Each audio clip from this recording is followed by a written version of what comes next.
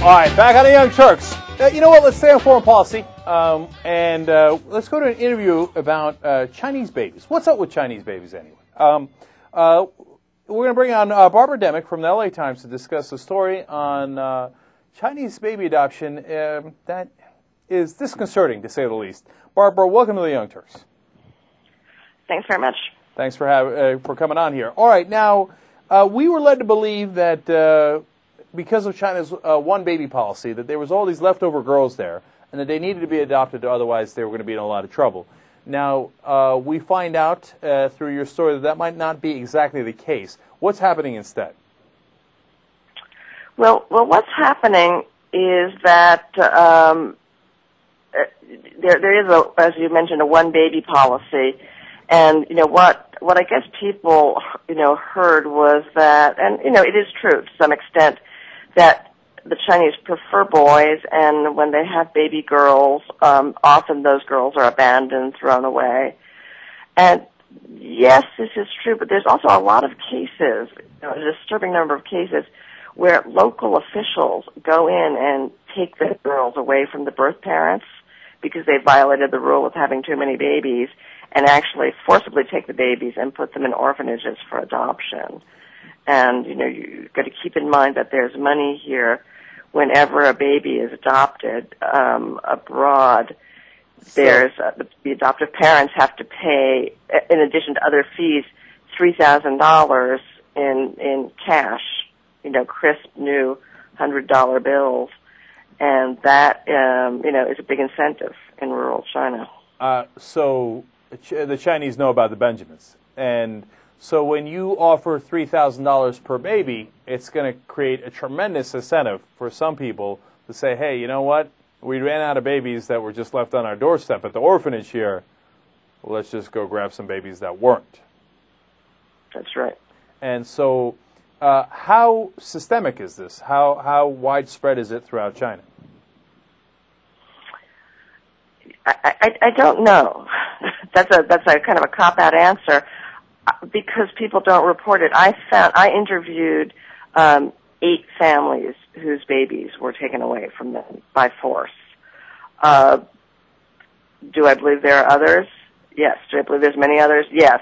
I don't know what percentage there are, but I think what we're coming to realize is that there's this strange relationship between adoption and these very oppressive family planning policies.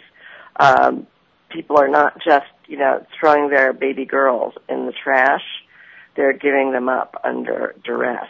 And, what I'm finding talking to parents in the U.S. who've looked at their baby's files, there are more and more questions about, why was this baby given up? Why was she 6 months old? Yes, of course, babies are often, unwanted and abandoned, but I think there's a myth that, the Chinese, don't love their daughters. And, that's just not true. They do love their daughters. They prefer sons, but they still love their daughters. Of course, they're human beings. And the stories you have in your article, which we'll put up a link to at theyoungturks.com, are heartbreaking. The grandmothers getting their grandchildren being pulled away from out of their arms, moms, dads, the list goes on and on. The officials lying to them saying, oh, it's because you violated this policy or that policy. Now, it's an interesting case of unintended consequences. Here, people were trying to do the right thing. It seemed like because of the one-child policy, a lot of daughters were being left in orphanages. And the people wanted to adopt. But now whenever you inject money into a situation, it's going to pervert everybody's incentives, unfortunately. So that leads to the question, Barbara, what do we do? Because do we stop doing this adoption? Because if you keep giving out that $3,000 per baby, I can guarantee you they're going to keep on snatching these babies away from people in these remote villages, as you talk about in your article, and keep sending them over to America as if they were left in the orphanages. Yeah, and the other thing that's really shocking is that these orphanages pay quote-unquote finder's fees to people who bring in the babies. finder's fees of up to $500. That's more than a year's income in rural China. And so, you have a lot of babies who are kidnapped and trafficked, and, the orphanages don't know where the babies come from, and they don't ask. It's don't ask, don't tell. You bring in a healthy baby, and, here's your money, and, that's it. So, I want people at home to try to picture the enormity of this amount of money to them, because as Barbara just pointed out, $500 is your average income in rural China. So, again, for the $3,000 figure, that's 6 times their annual salary. So in America, let's say you're making $50,000 and you get $300,000 for something. And also remember, these officials have almost absolute power over some of these people, especially in the rural areas where no one's checking in on them. It's going to provide an incentive that you cannot stop. So then how do we fix it, Barbara? I have a couple of ideas. Obviously parents have to pay money. The orphanages do need the money to be fixed up. I think the money shouldn't be paid in cash directly to the orphanage. I think it can very easily go afoul. I think there's something else that's really rotten in the system here is that parents, it's illegal to abandon a baby in China, technically. And so parents can't, legally abandon their babies. But I think this is a crazy system. I think somebody who has a baby that they can't keep and don't want should be able to bring their baby into the orphanage and actually sign them away. Say, I cannot keep this child. I hereby give permission for, her or him to be adopted, and the statement is witnessed, and, you have some check on the age of the baby when the baby was born, and that you have consent. And, I think a lot of people would consent because it's true. China has very strict laws limiting the population, and people do have, extra babies, that they can't keep for whatever reason.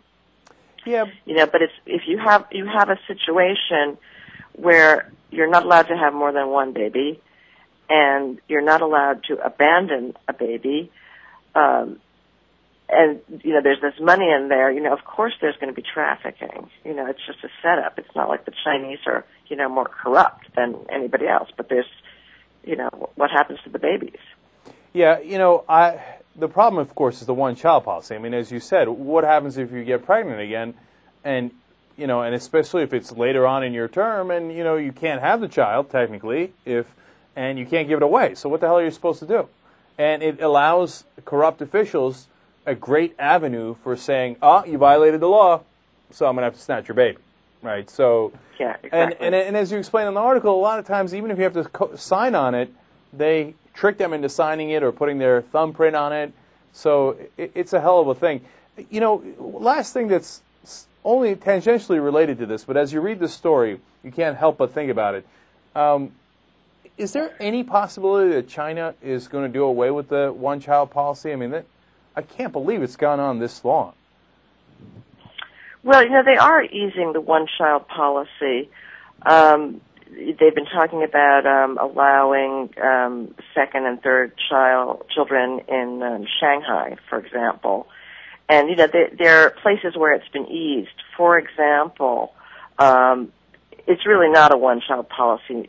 They calculate maybe 50% of the country is under the one-child policy. But if you're in rural China and your first child is a girl, you're allowed to have a second child who's to look for a boy, because the Chinese tradition, and this is almost a religious thing, is that, you need at least one boy in the family to, perform these rituals for the ancestors. This is a very, long-standing tradition. But at the same time, in modern China, girls are very valuable. Girls are doing, almost better than boys in the economy. All these toys that people are, buying from Guangdong, are made by female factory workers, usually migrants from the countryside. So, girls are doing very well in the new China. They're doing well academically. They're doing well financially. And, I guess another point that, I would want to make is, this has made actually, oddly, more of a scarcity of adoptable babies because people in the Chinese countryside, they may not be rich, but they're not starving. They feel like they can afford to have more than one baby. And, I think they do prize girls more than they used to. So if they have, one boy and then they give birth to a girl, they're really happy. They love that girl. Right. They don't want to give her up. Well, of course. And that's why she's not, abandoned, right. So, naturally. She has to be abandoned by force. And, there's this myth that, there's these, baby girls everywhere being dumped. And, but they're not being dumped because people don't love them. No, of course. And it seems to me that, based on what you're saying there, that economic circumstances are going to resolve that one-child policy, with girls being more lucrative in it's a terrible way of putting it, but financially speaking, for a family, and the fact that they're making more money in China, allowing for more kids, that'll probably solve it then. Hopefully, in some reasonable period of time, let's hope. Barbara Demick's from the LA Times, and of course, the story's up on LATimes.com, and we'll put it up on theyoungturks.com. Barbara, thank you so much for joining us. Really appreciate it. Okay. Thank you. Bye-bye.